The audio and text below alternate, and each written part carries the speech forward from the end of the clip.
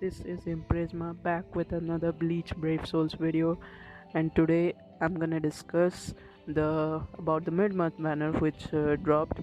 So the mid-month banner is basically the White Day banner, which has been Chaos Society for the past 2 years, and this year they are following the trend from Valentine's Day. They released the Machine Society. So this banner features three characters: Toshiro, Ulquoirra, and Izuru, uh, and they are all actually they are all good characters. But I I'll say this from the beginning that this banner is not too great and not too worse like the Can't Fear Your Own World banner we got for the mid-month last month of February. So this is a good banner. This is not anything broken like Thousand Year Blood War or Can't Fear Your Own World, but not too bad. This is somewhere in between. And also a thing to consider is that White Day banners has always been and always will be for collection of characters for the artwork and stuff like that.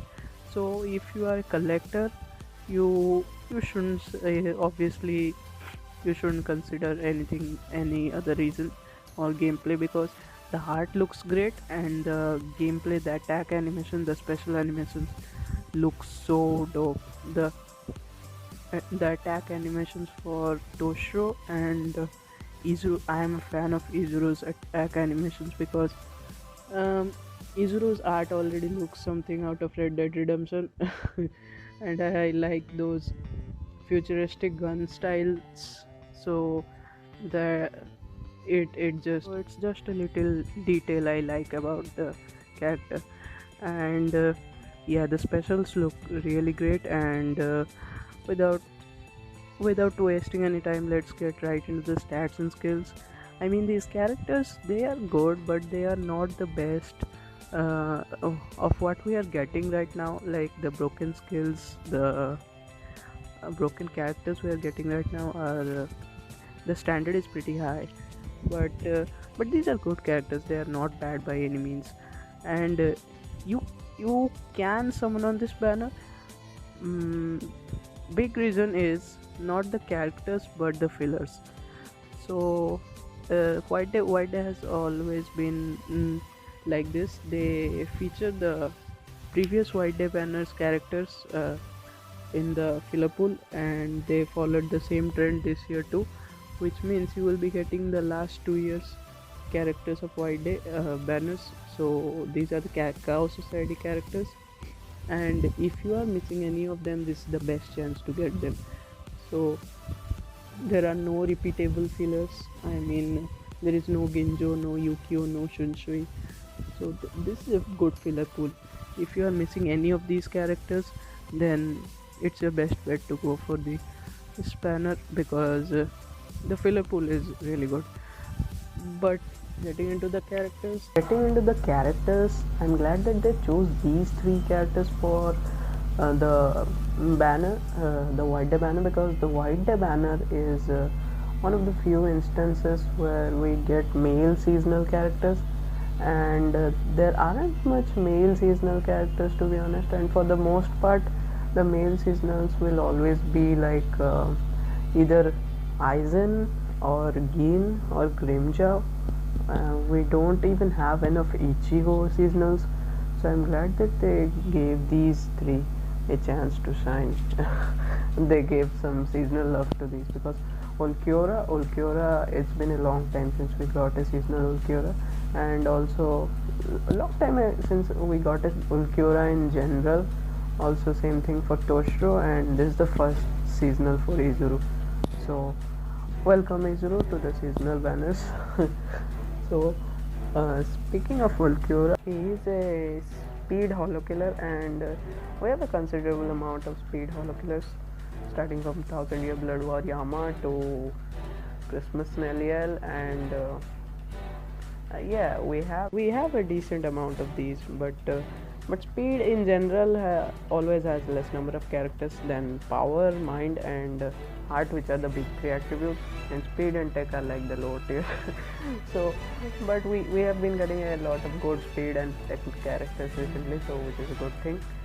So he is an SP character, and he has a strong attack recharge link 12%, which is pretty standard for SP character. And skills include Bruiser 20, Berserker 20, Frenzy, Debilitator plus 5 seconds, Devastation 40%, Sprint plus 1, and Guard Break.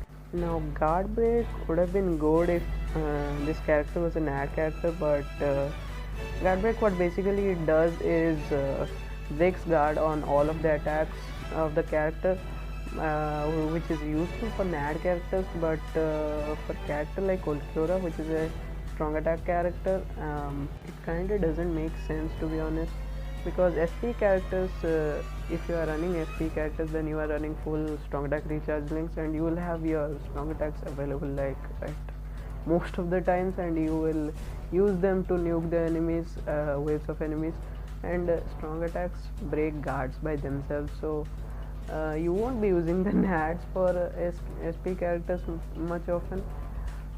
So it becomes practically useless for SP characters like this Ulquoirra. So Ulquoirra also has weaken on every attack and his special too, which is really good. It makes his special even more damage dealing. Also, the guard break kinda sucks. It's practically useless skill, but it is what it is, and I can't complain much. So yeah, Ulquoirra is overall a really good character. He has really high SP and above average attack. So yeah, he's a good character overall. So moving on, we have Toshiro. Now this Toshiro is interesting because he is a power Arankar killer. Power Arankar killer is something we have been wanting for a really long time. The last power Arankar killer we got was last year, Scan Fury Own World Nell. Not the recent one, the resurrected one. Yeah, so that Nell is also an ad unit, and that's a really damn good unit, to be honest. But other than that, there isn't many characters in that category, in that area of power Arankar killers. The only viable power Arankar killers are like 1000 Year Blood War NG and that Nell. So Toshiro will be a really good addition to the special needs, and we'll have more options for that power Arankar killer, and it will be good to grind stages acquiring these power Arankar killers.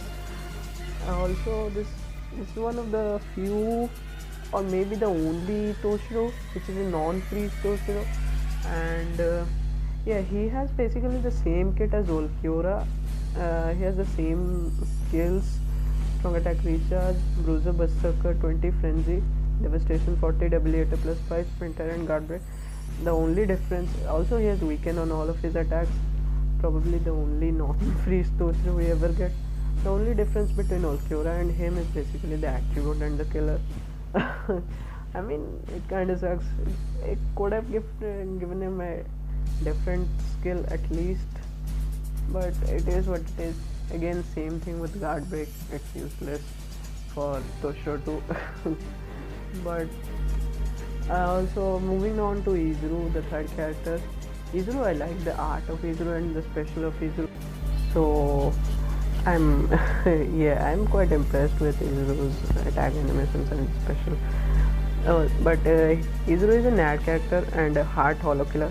Again, heart hollow killer is also the last heart hollow killer which we got was Muketsu, which has been really long time. It was the last 4th anniversary.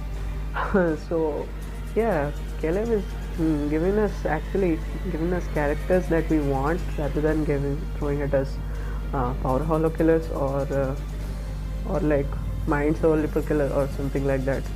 So they are actually understanding what we need and actually catering to our needs, which is a big upgrade in my opinion. So he has he's an ad character with a DR link, and his paralysis on all of his attacks except his second, because he has a heal move on the second with medic skill to boot it up, which makes him a team healer. Basically like Hikifune without the boost. Also he has really high attack and really high stamina, and yeah, he has paralysis on everything except his heal move, and DR link and bruiser 30, berserker 40, flurry, debilitator +5 for his paralysis, and also freeze immunity, which is kinda nice. So Izuru overall is a really good NAD character for PvE. He doesn't have poise, which kind of sucks.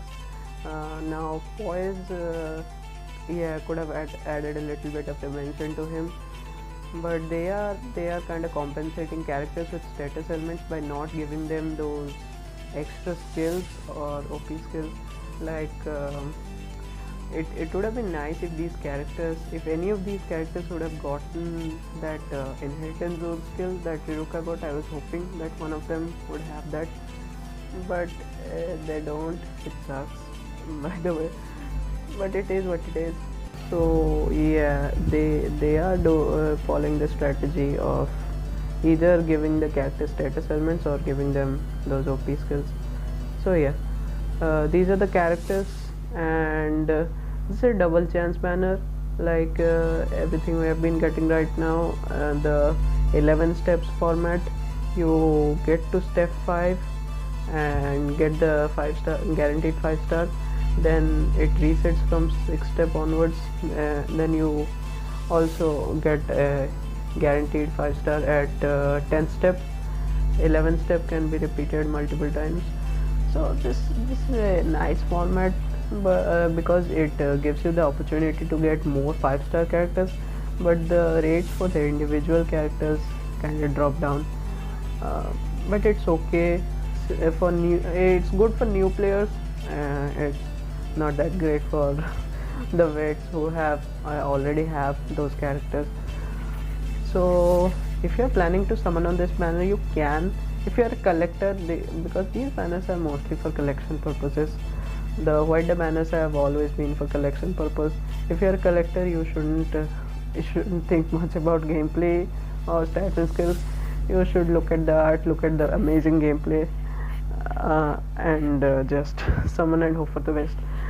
But if you really care about gameplay, or if you want characters with broken stats and skills, then it's best for you to wait until like 25th, because we are getting a Bankai live stream on 25th, and yeah, you will see in a moment.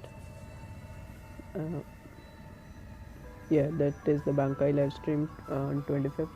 So why is this really important? Because we don't usually get a Bankai live stream before end of the month unless it's something big, some big announcement. It's either a big update or a big banner. We already got a big update in form of co-op revamp, so I doubt we'll be getting another big update anytime soon. So it's probably going to be a big banner, and chances are that they are gonna release another Campfire Your Own World at the end of the month. But I really hope that's not the case, because when was the last time we got a premium banner? It was January, the Fierce Battle Summons. So we need a premium banner to kind of cool down and take a breather because the orbs drain so fast on these limited banners. It's ridiculous. Also, the Campfire Your Own World round 4 rerun is also coming soon. The Tokinada and Hannibal.